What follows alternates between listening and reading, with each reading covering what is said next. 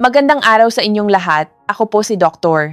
Althea Ramos. At ngayon ay ating tatalakayin ang paksang 5 uri ng gintong seafood para sa mahinang bato na nakakatulong magpababa ng creatinine at magkaroon ng mahimbing na tulog. Alam niyo po ba mga lolo at lola? May isang bagay na tila karaniwan lamang, ngunit lihim na nagpapahirap sa maraming nakatatanda ito ay ang paggising ng 2, 3 o kahit 4 hanggang 5 beses sa gabi para lamang umihi. Marami ang nag-iisip na, ganyan talaga, pag matanda na, kaya't tahimik na lamang nilang tinatanggap ito.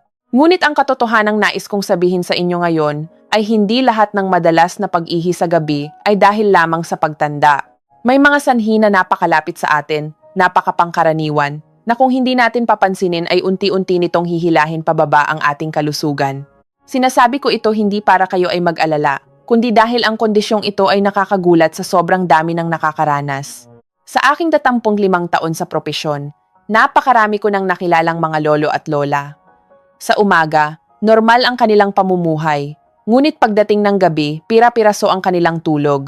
Mayroong kakaidlip pa lang ay kailangan ng bumangon. Mayroon namang paggising sa umaga ay pagod na pagod, tuliro ang isip, at halatang nanghihina ang mga braso at binti. May isang lola pa ngang nagsabi sa akin ng isang pangungusap na hinding-hindi ko makakalimutan. Doktora, gabi-gabi akong nagigising, natatakot na akong matulog, nakakaawa po talaga. At ang pinaka nagpapabagabag sa akin ay maraming nagtitiis sa sitwasyong ito nang tahimik hindi nagrereklamo, hindi nagtatanong, at hindi naghahanap ng paraan para ito'y baguhin dahil sa isip nila. Ito ay natural na bahagi ng pagtanda. Ngunit mga minamahal kong senior, kung ito ay talagang natural, bakit may mga taong mahigit 70 na ay dire-diretso pa rin ang tulog hanggang umaga? Samantalang may mga nasa 60 pa lamang ay hirap ng matulog buong gabi?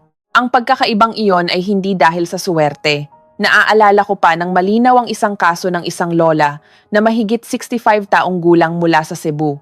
Napakalinis niya sa bahay at maingat sa pagkain. Ngunit gabi-gabi ay kailangan niyang bumangon ng hindi bababa sa 3 beses.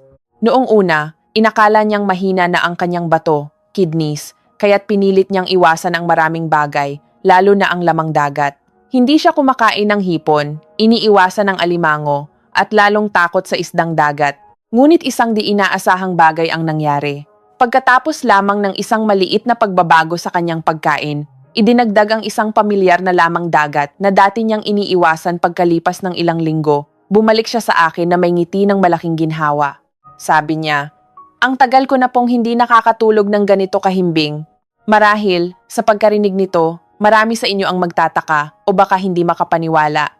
Lamang dagat, nakakatulong sa pagtulog? Hindi ba't matagal na nating naririnig na kapag mahina ang bato, dapat iwasan ang seafood? Kaya ano nga ba ang tama at ano ang maling akala na marami sa atin ang hindi sinasadyang ginagawa sa loob ng maraming taon?" Sa video na ito, hindi ko po agad ibibigay ang sagot. Gusto ko munang samahan kayo na dahan-dahang pag-usapan ito, magsimula sa mga kuwentong pang-araw-araw, napakalapit sa ating buhay, upang unti-unti nating maunawaan ang isang mahalagang bagay. Hindi lahat ng pag-iwas ay mabuti. Ang mahalaga ay kung tama ba ang ating iniiwasan. At sino ang mag-aakala na sa isang maliit na pagbabago lamang, maaaring maibalik ninyo ang isang buong gabi ng mahimbing na tulog, isang bagay na inakala ng marami na tuluyan nang nawala kasabay ng paglipas ng panahon. Huwag po nating kalimutang mag-subscribe sa channel at i-on ang notification bell para patuloy kaming makasama sa inyong paglalakbay tungo sa masaya, malusog, at mahabang buhay kasama ang inyong mga mahal sa buhay. Alam niyo po ba, napakarami ko nang nakilalang tao na kapag narinig ang salitang mahinang bato, agad nilang sinasabi sa sarili na kailangang iwasan ang seafood. Mayroon pa ngang nagsabi sa akin na mula nang magpatingin siya at nabanggit ng doktor ang tungkol sa bato, hindi na siya humawak pa ng kahit isang hipon o alimango. Kapag nakikita niya sa hapagkainan ng ulam na galing sa dagat, kusa niyang inililipat ito sa ibang plato. Nang hihinayang man, iniisip pa rin niyang tiisin na lang para sa kalusugan. At hindi lang isa, kundi napakaraming senior na edad 50 hanggang 60 ang tahimik na gumagawa nito. Dahil matagal nang sabi-sabi na ang seafood ay mataas sa protina, at kapag kinain, mas magtatrabaho ang bato, at kung mahina na ito, lalo dapat iwasan. Kung pakikinggan, tila may katwiran, kaya marami ang naniniwala at umiiwas. Ngunit hindi nila alam na ang sobrang pag-iwas na iyon minsan ang nagiging dahilan kung bakit nagkukulang ang katawan sa mga sustansiyang kailangan nito para manumbalik ang lakas. Naaalala ko ang isang lolo sa aming barangay sa Quezon City, mahigit 60 na rin noon. Madalas siyang umihi sa gabi, 3 hanggang 4 na beses, kaya palagi siyang pagod. Nang magpatingin, sinabi lang ng doktor na medyo humina na ang function ng kanyang bato dahil sa edad. Pag-uwi, gumawa agad ng listahan ang kanyang mga anak ng mga dapat iwasan at kasama roon ang seafood. Mula noon, halos hindi na nakakita ng isdang dagat o hipon ang kanyang hapagkainan. Puro gulay at karne na lang. Busog naman siya, pero hindi bumubuti ang pakiramdam at lalo pa siyang nanghihina. Ang tulog niya ay pautal-utal pa rin. Isang araw, nakita niyang muli ang kanyang dating kaibigan, nakaedad niya ngunit mukhang mas malakas, mamula-mula ang pisngi. Nang magtanong, nalaman niyang regular pa rin kumakain ng isdang dagat at hipon ang kaibigan niya, pero katamtaman lang ang dami at napakatabang ng luto. Doon nagsimulang magduda ang lolo at napatanong sa sarili, baka may mali sa pagkakaintindi ko. At ang tanong na iyon ang nais kong ibahagi sa inyo ngayon. Dahil hindi porket mahina ang bato, ay kailangan ng iwasan ang lahat ng seafood. Ang issue ay nasa kung anong uri ang pipiliin, gaano karami ang kakainin, at paano ito lulutuin. Sa ating katawan, ang bato ay hindi isang makinang napakarupok na kaunting protina lang ay masisira na. Sa halip, kung mabibigyan ng tamang uri ng sustansya, may pagkakataon pa itong masuportahan at maalagaan ng mas mabuti. Ang nakakatuwa pa, may mga lamang dagat na pamilyar sa atin sa palengke, hindi kamahalan ang presyo, ngunit naglalaman ng mga sangkap na nakakatulong mapabuti ang sirkulasyon ng dugo, sumusuporta sa balanse ng tubig sa katawan. At dahil doon, hindi direktang nakakatulong na mabawasan ang pag-ihi sa gabi at magkaroon ng mas malalim na tulog. Ngunit dahil sa maling akala, marami ang hindi ito pinapansin at may ilan pang ang iniisip na lalong lalala ang sakit nila kapag kumain ng seafood, kaya lalo silang umiiwas. At habang umiiwas, lalong nagkukulang ang katawan parang isang tuyong lupa na hindi mo dinidiligan dahil takot kang malunod. Sa huli, hindi rin mabubuhay ng maayos ang mga halaman. Pamilyar po ba sa inyo ang larawang iyon? Baka minsan, tayo rin ay naging ganyan, akala natin pinoprotektahan natin ang ating katawan. Ngunit sa katotohanan, pinagkakaitan pala natin ito ng mga bagay na kailangan nito. Hindi ko sinasabing perpektong mabuti ang seafood at hindi rin lahat ng uri ay angkop sa taong mahina ang bato. May mga uri na kung sobra at mali ang pagkain, talagang magdudulot ng bigat sa bato. Ngunit sa kabilang banda, mayroon ding mga uri na mas magaan, mas madaling tunawin, at naglalaman ng mga sustansyang kailangan ng katawan ng isang nakatatanda. Ang mahalaga ay marunong tayong pumili. Parang sa isang hardin na mayroong mabubuting halaman at mayroon ding hindi angkop. Hindi naman pwedeng dahil sa takot ay puputulin mo lahat. Kailangan mong matutunang kilalanin kung aling halaman ang dapat panatilihin at alin ang dapat limitahan. At kapag naunawaan na natin iyon, ang ating hapagkainan ay hindi na magiging isang pinagmumulan ng pag-aalala, kundi isang paraan ng pag-aalaga sa kalusugan na napakanatural at magaan. Hindi kailangan pilitin, hindi kailangan maging sobrang istrikto sa pag-iwas. At ang mismong kapanatagan na iyon ay nakakatulong sa katawan na gumaling ng mas mabilis. Palagi kong sinasabi sa aking mga pasyente na ang pag-aalaga sa bato ay hindi isang tensyonadong labanan, kundi isang paglalakbay ng paunti-unting pagsasaayos sa pang-araw-araw na buhay mula sa paraan ng pagkain, pagtulog, hanggang sa pag-unawa sa sarili nating katawan. At sa paglalakbay na iyon, ang tamang pag-unawa sa seafood ay isang napakahalagang hakbang. Dahil sa isang maliit na pagbabago lamang sa pagpili ng pagkain, maaaring mapansin ninyo ang malaking pagkakaiba sa inyong tulog, sa bilang ng beses na kailangan ninyong bumangon sa gabi, at sa pakiramdam ng gaan sa pagising sa umaga. At ito ay hindi isang malayong pangarap. Maaari itong magsimula sa mga bagay na napakapamilyar sa ating hapagkainan. Kaya naman, sa susunod na bahagi, ikukuwento ko sa inyo ang tungkol sa unang uri ng lamang dagat na napakalapit sa atin, madaling hanapin, na hindi inaakala ng marami na kung tama ang pagkain, ay makakatulong na painitin ang katawan, magpatulog ng mahimbing, at bawasan ang mga paggising sa gabi. Ito ang kwento tungkol sa hipon, na marahil ay maraming beses nyo nang nakain ngunit hindi pa tiningnan sa ganitong paraan. Unang seafood, ang hipon. Kapag narinig nyo ang hipon, siguradong pamilyar na kayo. Mula sa syudad hanggang probinsya, madalas itong makita sa hapagkainan ng pamilyang Pilipino. Minsan, ito ay nasa sinabawang gulay. Minsan naman ay simpleng ginisang hipon. Marami na ang kumakain nito habang buhay. Ngunit hindi naisip na ang maliit na hipon ay may kinalaman pala sa pag-ihi sa gabi o sa kalidad ng tulog. Naaalala ko ang isang lolo, mahigit 25 anyos. Sinabi niya sa akin na mula nang marinig niyang hindi maganda ang hipon para sa bato, halos tuluyan na niya itong itinigil.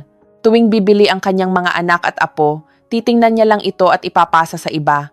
Gusto man niya, pero natatakot siya. At ang takot na iyon ay tumagal ng ilang taon. Hanggang isang beses, umuwi siya sa kanilang probinsya sa Pampanga. Nagluto ang kanyang ate ng isang simpleng sinabawang gulay na may hipon walang mantika at hindi maalat ang timpla. Kinain niya ito dahil sa respeto, kahit nag-aalala pa rin siya. Ngunit pagkatapos ng ilang araw sa probinsya, napansin niya ang isang kakaibang bagay. Hindi na siya madalas bumangon sa gabi tulad ng dati.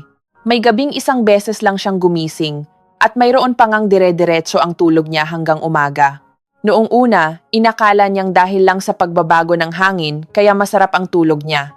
Ngunit pagbalik sa syudad, sinubukan niyang kainin muli ang hipon sa paraan ng pagluto ng kanyang ate.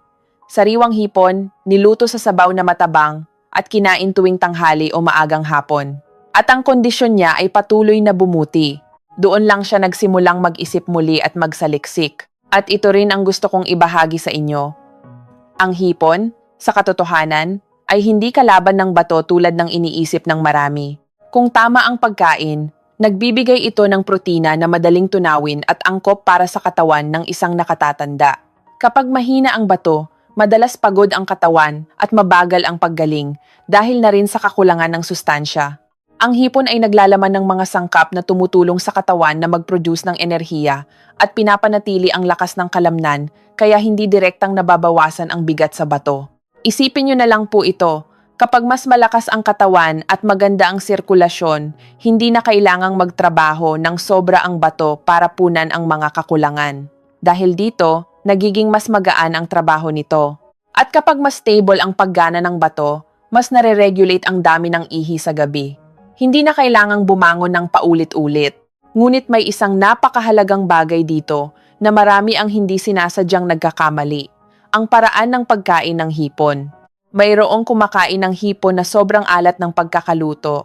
May kumakain nito ng gabi na, malapit na sa oras ng pagtulog. At mayroon namang kumakain ng sobrang dami sa isang upuan. Iniisip na mas masustansya. Ngunit ang mga gawaing ito ang nagdudulot ng sobrang bigat sa katawan. Kailangang magtrabaho ng husto ng bato para iproseso ang asin at protina, kaya't ang pag-ihi sa gabi ay hindi nababawasan, bagkus ay lalo pang dumarami. Kaya ang problema ay wala sa hipon, kundi nasa paraan ng paggamit natin dito. Kung kakain kayo ng hipon sa katamtamang dami, ilang beses sa isang linggo, at uunahin ang mga magagaang luto, tulad ng sinabawan o pinasingawan, steamed, at iwasan ang prito na maraming mantika, at lalo na, huwag kakainin ng gabi na, ang hipon ay magiging isang tahimik na kaibigan na tutulong sa katawan na mapanatili ang balanse at susuporta sa mas mahimbing na tulog nang hindi nangangailangan ng komplikadong paraan. Ikalawang seafood, ang isdang dagat, tulad ng tanige o tulingan. Katatapos lang nating pag-usapan ang hipon at marahil ay medyo gumaan na ang inyong pakiramdam. Ngunit maaring mayroon kayong isang pamilyar na tanong. Kung pupwede ang hipon, ligtas ba ang mga isdang dagat tulad ng tanige? Marami kasi ang nag-iisip na ang isdang dagat ay mataba, mabigat sa tiyan, at lalong magpapahirap sa bato. Dahil sa kaisipang ito, marami ang hindi sinasadyang tinatalikuran ang isang napakagandang mapagkukunan ng nutrisyon. Naaalala ko ang isang ginang na mahigit 60, mag-isang naninirahan sa Batangas matapos pumanaw ang kanyang asawa at malayo ang mga anak. Araw-araw, simple lang ang kanyang niluluto, pangunahin ay gulay at kaunting karne. Sabi niya, ganoon daw para magaan sa pakiramdam at hindi masyadong magtrabaho ang bato. Ngunit ang kanyang pag-ihi sa gabi ay lalong lumala, minsan hanggang 3 beses. Sa umaga, pagod na pagod siya at hindi na kasing liksi ng dati. Nang bisitahin ko siya, nakita ko ang kanyang hapag at nalungkot ako, halos walang healthy fats. Dahan-dahan ko siyang tinanong, "Lola, kumakain po ba kayo ng isdang dagat?" Umiling siya at sinabing, "Takot akong tumaba, takot akong makasama sa bato."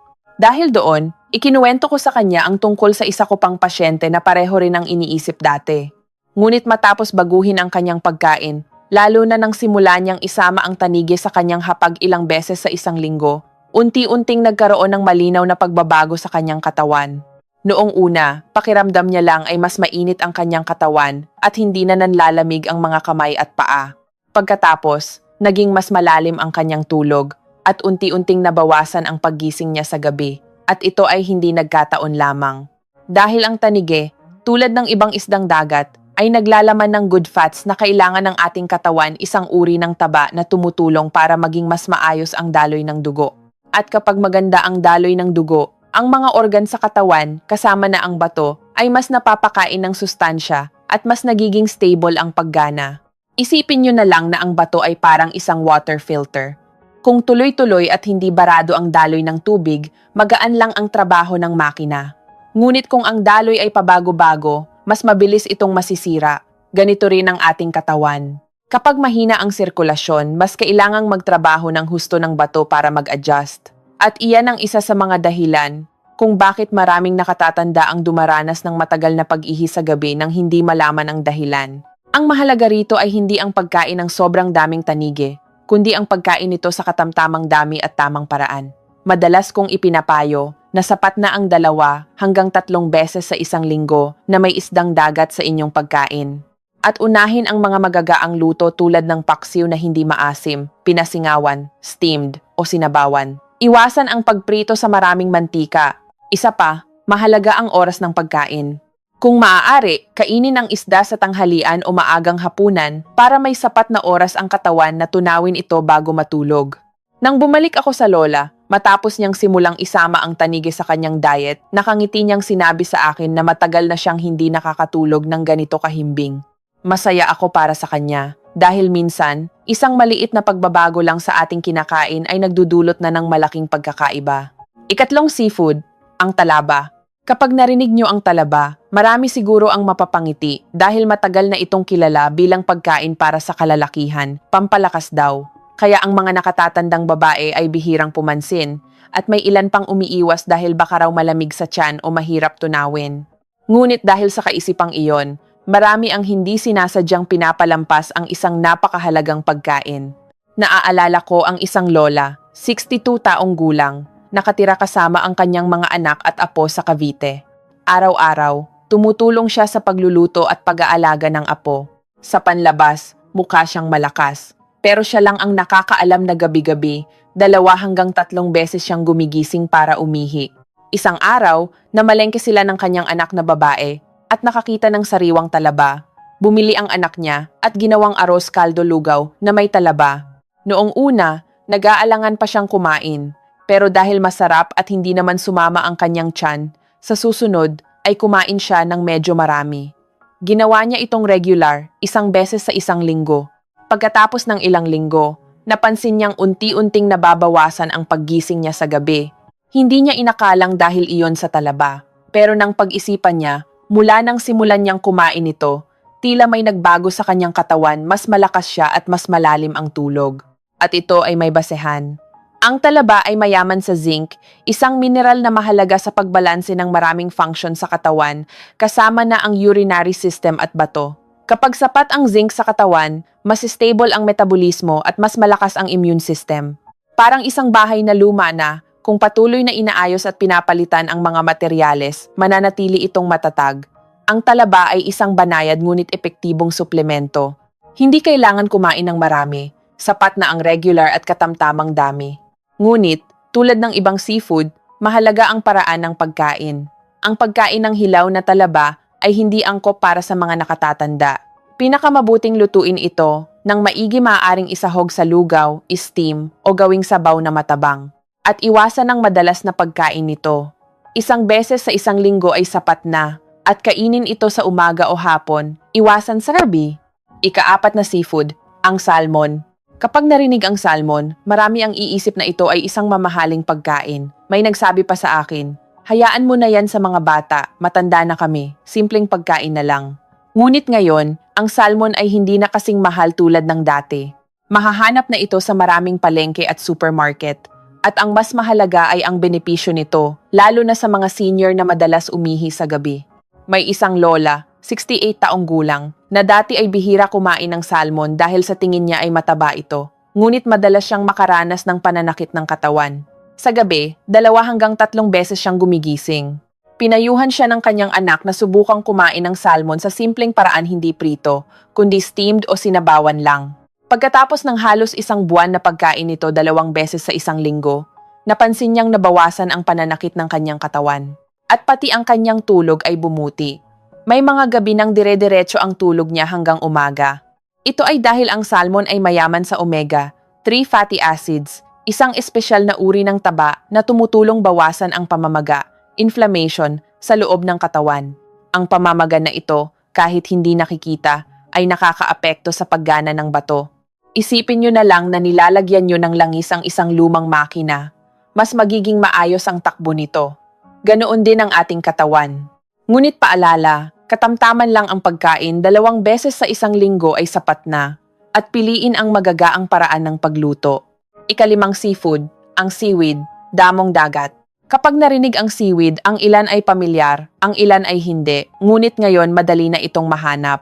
At ang nakakatuwa, marami sa atin ang matagal nang kumakain nito nang hindi napapansin, lalo na sa mga sinabawang may hipon o giniling. Pero iilan lang ang nakakaalam na ang simpleng pagkaing ito ay may kinalaman sa pag-ihi sa gabi at sa kalusugan ng bato. Naaalala ko ang isang lola sa probinsya, mahigit 70 anyos na. Simple lang siyang kumain, ngunit may isang ugali siyang pinanatili sa loob ng maraming taon. Paminsan-minsan ay nagluluto siya ng sabaw ng seaweed. Sabi niya, pampalamig ng katawan at pampasarap ng tulog. At nang obserbahan ko, napansin kong hindi siya gaanong nagigising sa gabi kumpara sa mga kaedad niya. Ito ay dahil ang seaweed ay naglalaman ng maraming mineral na tumutulong sa pagbalanse ng tubig at asin sa katawan. Isipin nyo na ang katawan ay isang lalagyan ng tubig. Kung hindi balanse ang laman, kailangan itong i-adjust ng paulit-ulit. At isa sa mga paraan ay ang madalas na pag-ihi. Ang seaweed ay tumutulong na ibalanse ito sa banayad na paraan nang hindi nagbibigay ng bigat sa bato. Pero muli, ang susi ay ang tamang paraan, hindi kailangang araw-arawin. 1 hanggang 2 beses sa 1 linggo ay sapat na. Lutuin ito ng matabang at iwasan ang sobrang asin. Mahuling paalala at conclusion. Lahat ng aking nabanggit mula sa hipon, tanige, talaba, salmon hanggang sa seaweed ay mga halimbawa lamang. Ang pinakamahalagang aral dito ay ito, huwag matakot sa seafood, ngunit matutong pumili at kumain ng tama. Narito ang ilang mahahalagang paalala. 1. Kumain sa tamang oras. Iwasan ang pagkain ng marami, lalo na ng seafood, sa gabi. Pinakamainam na kumain ng hapunan bago mag 7 p.m. 2. Lutuin ng tama. Piliin ang pag-steam, pagsabaw o pag-ihaw. Iwasan ang sobrang alat at sobrang mantika. 3. Sapat lang ang dami. Hindi porket mabuti ay kakainin na ng sobra-sobra. Ang katamtaman ay palaging pinakamahusay. 4. Uminom ng tubig sa araw. Uminom ng sapat na tubig mula umaga hanggang hapon at bawasan na ito pagdating ng gabi. 5. Maging mapagpasensya. Ang katawan ay nangangailangan ng oras para mag-adjust. Huwag asahan ang resulta sa 1 gabi lang. Ang pag-aalaga sa kalusugan ay parang pag-aalaga ng isang hardin. Kailangan ng araw-araw na atensyon, dahan-dahan, at may pagmamahal.